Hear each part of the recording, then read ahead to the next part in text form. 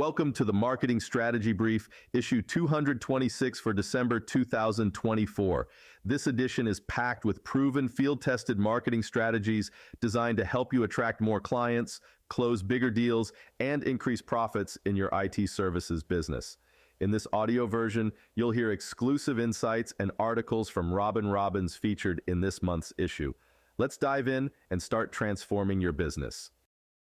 Here's a little joke you can tell around your holiday dinner table. A Missouri rancher got in his pickup truck, drove to his neighbor's farm, and knocked on the front door. A boy, about 9, opened it. "Is your dad home?" the rancher asked. "No, sir. He went to town." Annoyed, the rancher asked him, "Well, is your mama here?" "No, sir. She went to town with Dad." Growing frustrated, the farmer asked, "Well, how about your brother Howard? Is he here?" "No, sir. He went with Mom and Dad." The rancher stood there for a minute, shifting from one foot to the other and mumbling to himself, clearly agitated.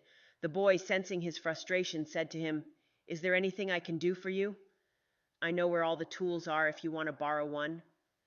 "Well," the rancher replied uncomfortably, "I really need to talk to your dad about your brother Howard getting my daughter Susie pregnant." The boy thought for a moment and said, "Yeah, that's something you would have to talk to my dad about. I know he charges $500 for the bull and $50 for the hog, but I don't know how much he charges for Howard." Like the line from the movie Cool Hand Luke, what we have here is a failure to communicate.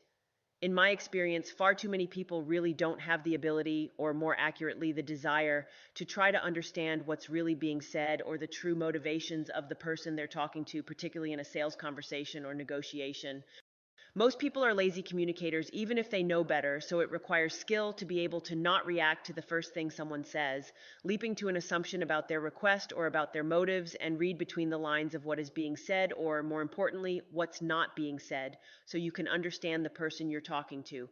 Every book on sales will tell you to shut up and listen to the prospect, but the skill of listening and the skill of emotional intelligence that is very closely related to it is the single most difficult skill to teach a salesperson. Most people listen in order to respond, not to understand. My friend Chris Voss shared with me that in hostage situations, there is a team of highly trained people listening to the negotiation, each focused on hearing a particular aspect of the conversation. Is the hostage taker swearing a lot? Are they making any biblical or religious references? Do they sound nervous, angry? Is there any background noise that might reveal another person in the room? Is there a change in tonality? And if so, what was being discussed when that change happened? The person doing the talking cannot be trusted to listen for every single one of these things, which is why they have a team of people listening in during high-stakes negotiations. But a great salesperson with experience can hear things that aren't being said. They draw on not only the conscious mind, rational thought, logic, scripts, and methods, but also the subconscious mind, instinct, intuition, gut feelings, etc. To get good at this, you have to be truly and completely willing to listen to the other person to understand their position, even if you don't agree with it or the premise of their argument.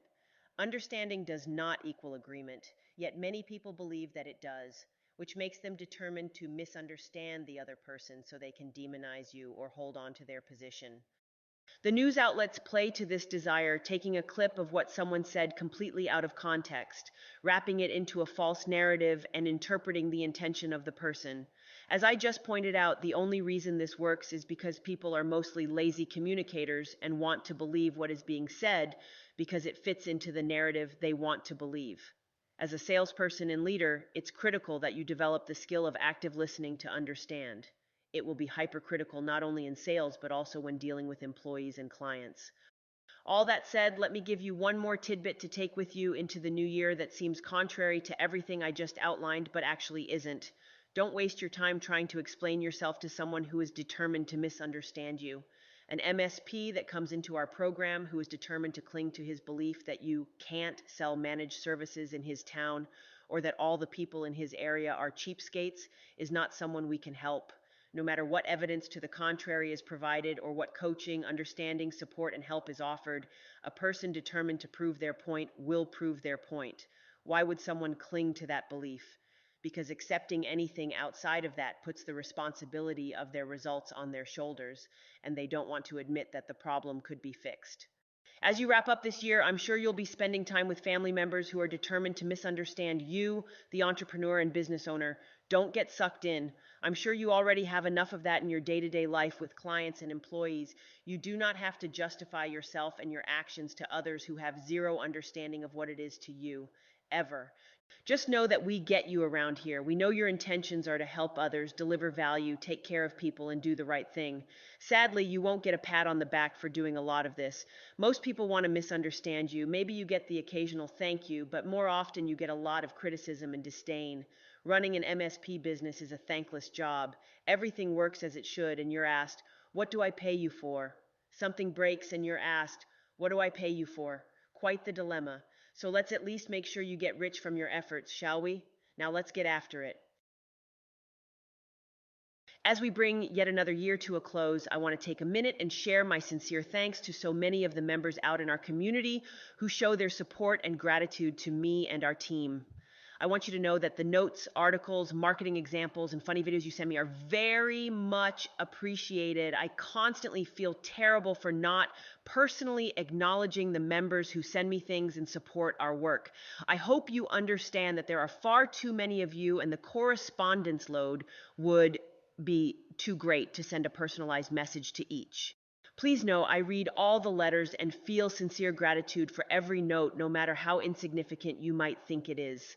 The holiday season is often vastly different for entrepreneurs than the rest of the free world. While many slow their roll and take extended vacations, turning their attention to shopping, parties, travel arrangements, decorating, baking, and so on, we have our usual fight and must stay hard at work, possibly even doubling down to try and make up for everyone else switching off. Our usual push to get things done now increased as lazy and slow is multiplied. We still have goals to hit and payroll to make. We still have clients to onboard, projects to complete, and people to manage. I'm with you 100%. Anyway, know that I'm not taking an extended vacation over the holidays because I have big plans for 2025 in bringing you newer and better services, ideas, strategies, tools, and support, and I love every minute of it. But I will take a little time to reflect on this year past and the new one coming, to think about the things I'm grateful for and reassess a number of things in my life and business. And you can bet I'll be sitting on the beach with a very good, very expensive bottle of French Bordeaux or Chateauneuf du Pape, listening to Christmas tunes, watching the sun go down, with Rocket running around like a lunatic after his ball, while the rest of the world does whatever the heck it wants to do. I hope you find your laughing spot, as my pop would call it, and spend some time there too. Sincerely, Robin Robbins. Back in November, there was much weeping and wailing when Trump won the election by a landslide, with the usual gang of celebrities coming out to declare they were leaving the country in protest, just like they promised back in 2016. In response, one realtor created a billboard with a giant picture of Trump on it that said, "Thinking of leaving the country? I can help you sell your house." Yeah, save the email. It's funny and a good marketing campaign. More to the point, I was fully and completely at peace no matter what the election outcome would be because one, there's absolutely nothing I can do about it, and two, it doesn't matter a hill of beans to how I'm going to continue to run my business and live my life. Other than inflation kicking our asses a bit, my business did really well over the last 3 years after we got out of the COVID fiasco and raised prices to compensate for the weakening of the dollar and the rising cost of labor. I know that's true for many of you reading this as well. MSPs grew by a whopping 20% after COVID due to the surge of work from home demand, PE and VC money flowing, and rising cyber threats creating greater demand for managed services. Yes, there was a bit of luck in that due to how the situation played out, tech being super critical, because not all businesses fared the same. Many event venues, hotels, coaches, consultants, speakers, and event related companies went out of business, bankrupt, or incurred significant losses after the COVID shutdowns. Most curled up in a ball and took the beating, shrinking back and incurring massive losses. But not this redhead. I'm too much of a UNA. Ask my employees what that stands for. They gave me the name to just roll over and die. Maybe you didn't know that about me, but I'm resilient like that. A survivor. As a kid, I survived eating Chef Boyardee ravioli and bologna and mayonnaise sandwiches on white bread with 100% of the nutrients stripped out and enough preservatives to mummify an elephant, going months without fresh fruit or vegetables. I survived drinking water from a garden hose, riding my bike everywhere without a helmet, and lawn darts with real metal tips on the end. I survived roaming the woods alone in Greenbank, Maryland, where our grandparents' summer shack, too small to be called a home, was without a cell phone by which I could be tracked or with which I could call for help. At that same shack, I survived sunburns from hell and bathing in a river when we didn't have a bathtub or shower. Sleeping in the back of my dad's van on a hard piece of carpet, no seatbelt or even a seat. Zero warning labels on anything. I survived being homeless, being indoctrinated into a cult religion, having a mother who was emotionally unable to support me or provide me with any sense of safety or security, financially or physically. Abandoned by my father, I survived taking the bus everywhere in Philadelphia alone, including through some very sketchy neighborhoods where I was mugged once, getting punched in the face, and left without any money, my ID, or bus fare to get home.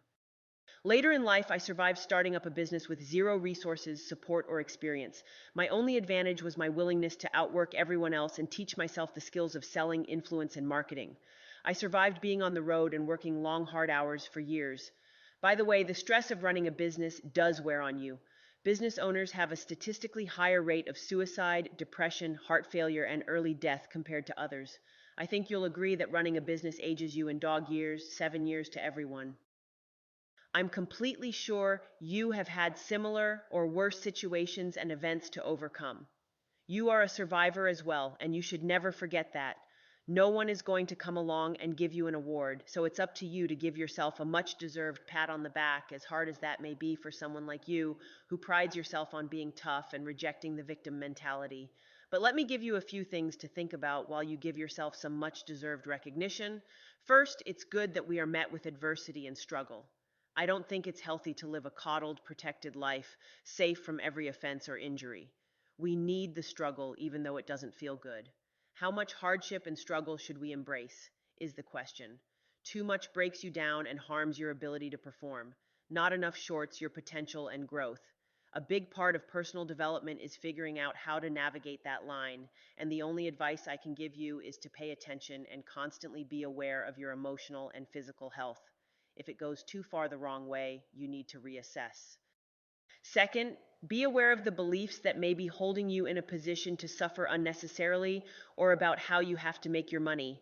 For years, I thought I had to sell our memberships from stage at our big events because my mentors and peers, who were far more successful than me at the time, told me that is how it's done.